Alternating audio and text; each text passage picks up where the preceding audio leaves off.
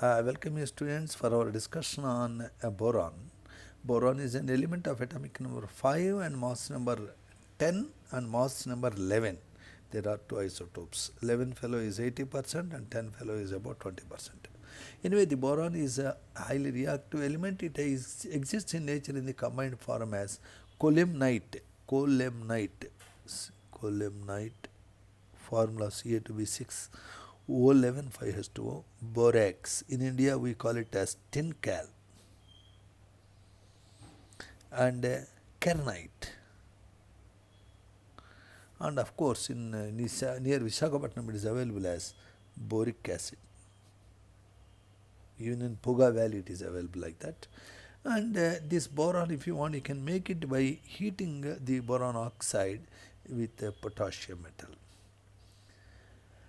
Or you can take a compound boron trichloride and reduce it with hydrogen. You get boron and HCl. The best method to get a clean boron is, this is one Orkel method, You take boron iodide and strongly heat in presence of tungsten. Boron iodide decomposes to give boron and pure iodine. Titanium can also be made in this way. Titanium is a strategic metal of D block, one Orkel method. Boron iodide is converted into boron by decomposing the iodide. And then diborane on strong heating also gives hydrogen and gives, of course, boron. This boron structure is very interesting. It is called icosahedral. How to draw the structure of boron? Write two pentagons and in corners you place boron atoms, also in the center another pentagon. Total 12, Now simply you join these ends. If you join these ends, you will be getting what is called as icosahedron shape. Have you seen what I am doing?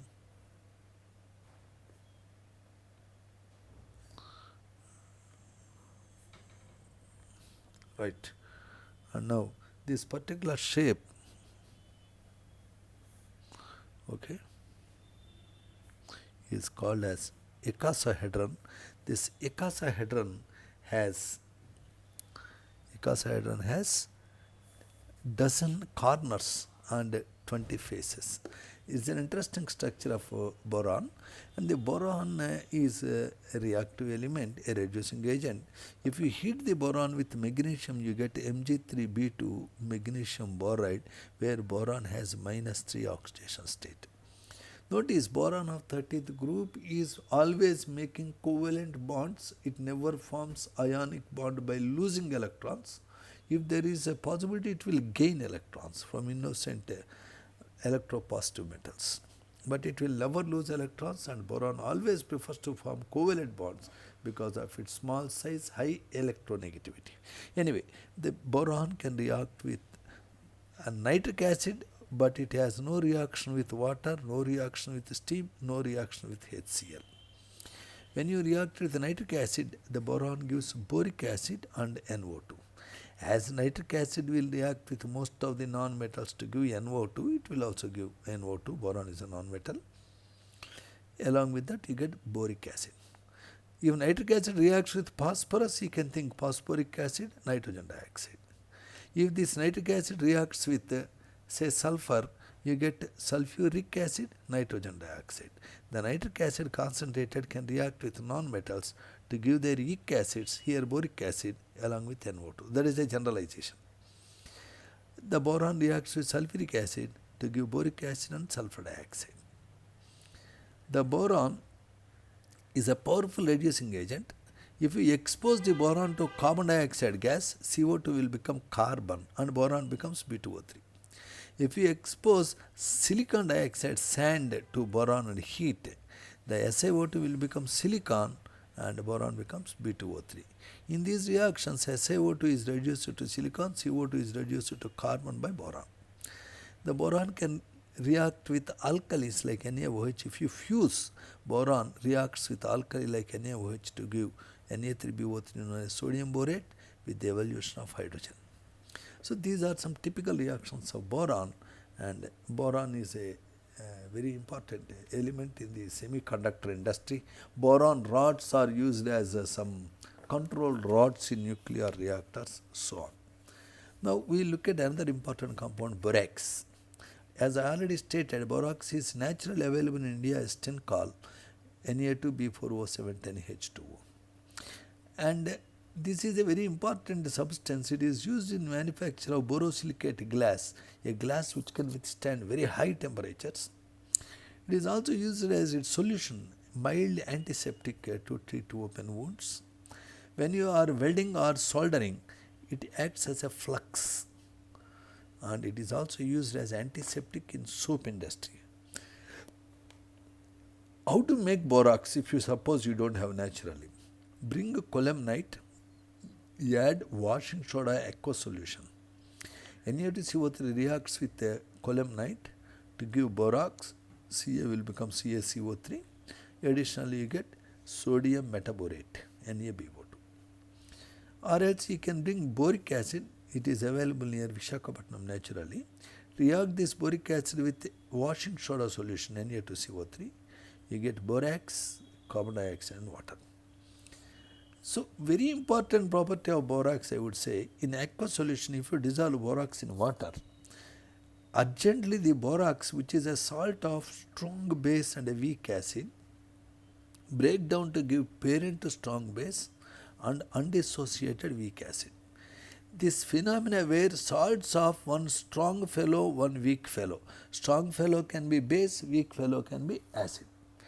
Salts of strong base and weak acid on treatment with water break down to give back the strong base and undissociated acid. This phenomena is known as salt hydrolysis, more precisely anion hydrolysis, that results in a basic solution. So, the borax aqueous solution is basic due to anion hydrolysis.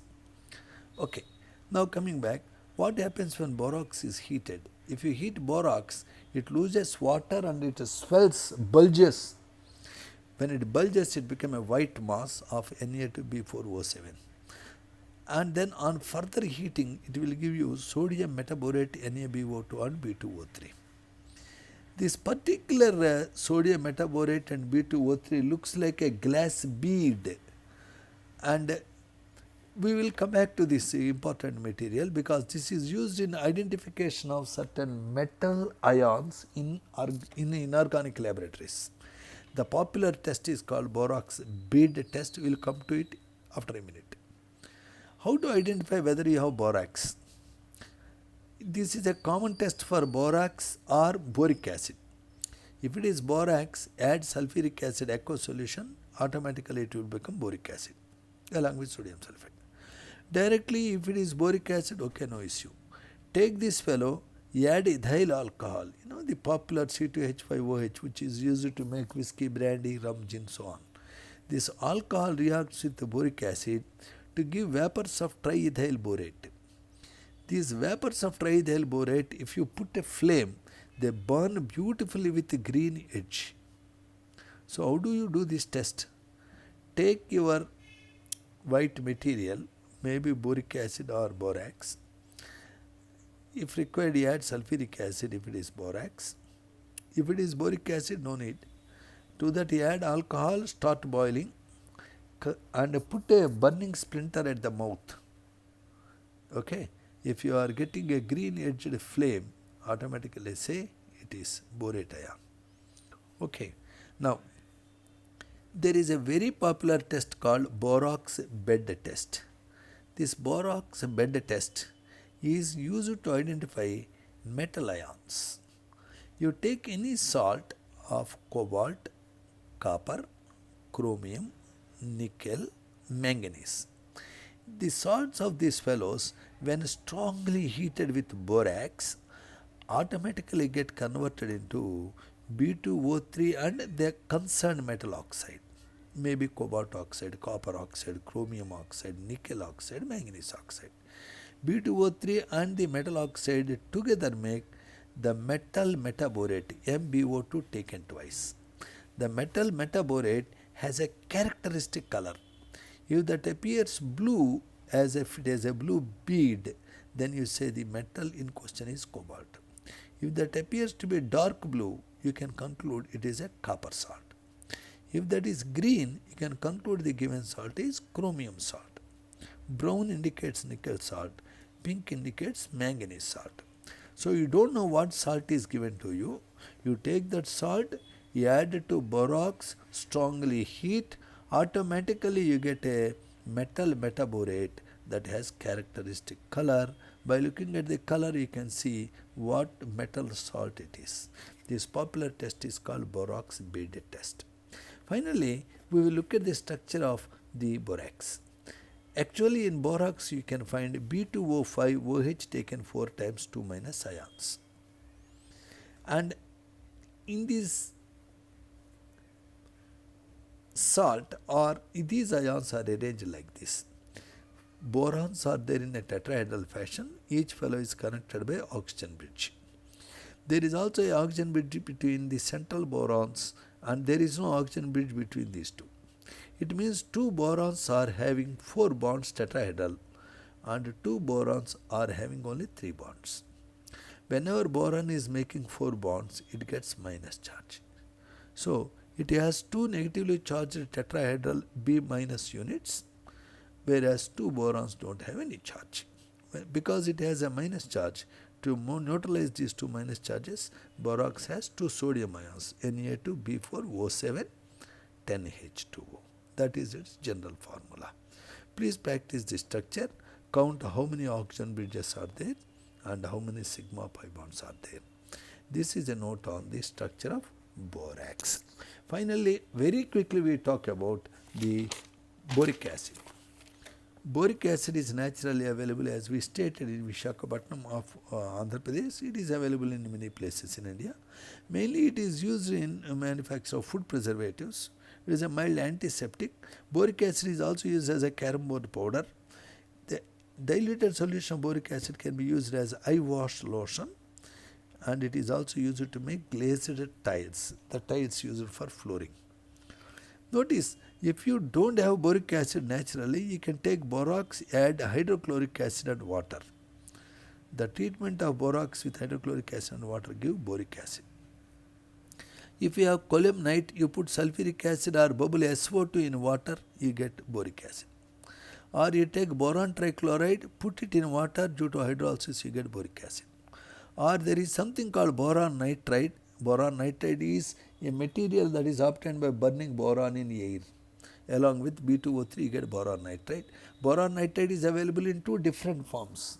One is a layer-like form called inorganic graphite. The other one is a diamond-like structure called inorganic diamond. One form of this is very hard, one form of this is soft. Whatever the form you have, you react it with water, it breaks down to give boric acid and ammonia. Boric acid is a very weak acid. In normal sense, what is an acid? Anything that breaks down to give H plus is acid. But our boric acid is crazy. It won't break down to give H plus. Instead, it will break the water molecule, take OH minus from water to become BOH taken 4 times minus ion. From there it releases H plus from water. Therefore, H3BO3 in aqueous solution gives only 1 H plus per each H3BO3. Hence it is called monobasic acid. Because it is a very weak acid, its pKa is 9.25. The higher the pKa, the weaker the acid. pKa is measured for acidic strength. What is pKa? Your physical chemistry teacher will explain. It has minus log of Ka. Ka means acid dissociation constant. General rule is the smaller the pKa, the stronger the acid. For boric acid, it is 9.25, very high, indicating it is a weak acid. Now, what happens when boric acid is heated? When it is heated at moderate temperature, it gives metaboric acid HbO2. On further heating, it gives tetraboric acid H2B4O7. On further heating, it loses water to give B2O3, anhydride of boric acid. Finally, we will look at H3BO3 becomes a very good acid. Originally it is a weak acid, but it can become a very good acid in presence of certain compounds like a glycerin. You know, glycerin is available in medical shops. Glycerin is used to treat mouth ulcers. Glycerin is a compound that has 3 carbons, 3 OH groups, and glycerin or catechol. Catechol is another organic compound that has 2 OH groups linked to adjacent carbons in benzene. So either if you add catechol or glycerin, your boric acid becomes very strong acid. Technically to know, actually when boric acid is added with NaOH, if you want to estimate boric acid, one way is to allow it to react with NaOH. In this reaction, the procedure adopted is called titration. In titration, to know actual amount of base required to react with given quantity of acid solution, we use some indicators. Here, the process of estimating the amount of boric acid by its reaction with NaOH is called titration. In the titration, if you simply add boric acid and NaOH, something like this forms: a anion containing boron and 4 OH minus ions. Because it has a residual minus charge, it requires sodium. This anion can again break down to give sodium metaborate and water. The sodium metaborate and water can again combine together to give back boric acid and NaOH. So this reaction is like a loop. It seems it has no end. So directly you cannot estimate the amount of boric acid by reacting with NaOH, because even if they react initially, again they come back. Hence, you need to destroy this. If you want to estimate the amount of boric acid by using NaOH titration, you need to destroy an intermediate compound. This compound can be destroyed by adding what is called catechol. Catechol is a compound having benzene and 2 OH groups. When this fellow reacts with the anion of boric acid, it gives a strange compound like this. Due to the formation of this fellow is destroyed. When this fellow is destroyed, happily these two can react, and the end point you can find out. If this is destroyed, it cannot form. If it cannot form, it cannot go back. So that's the idea. So finally, boric acid structure. The boric acid has a layer-like structure. Each boron is making 3 bonds with 3 O groups, and each oxygen is linked to hydrogen either by a covalent bond, by a hydrogen bond, any one. As a result, it gets a layer-like structure. You can see here this B is linked to O, and it is a hydrogen bond. Again this O is linked to hydrogen. This is a covalent bond. It's a layer-like structure. In each layer there is a ring. The ring has 8 atoms, and oxygens can extensively make hydrogen bonding. Due to this hydrogen bonding, the boric acid has a layer-like structure. Hence, boric acid looks very soft. So this is a note on boric acid, and we conclude here. Thank you very much.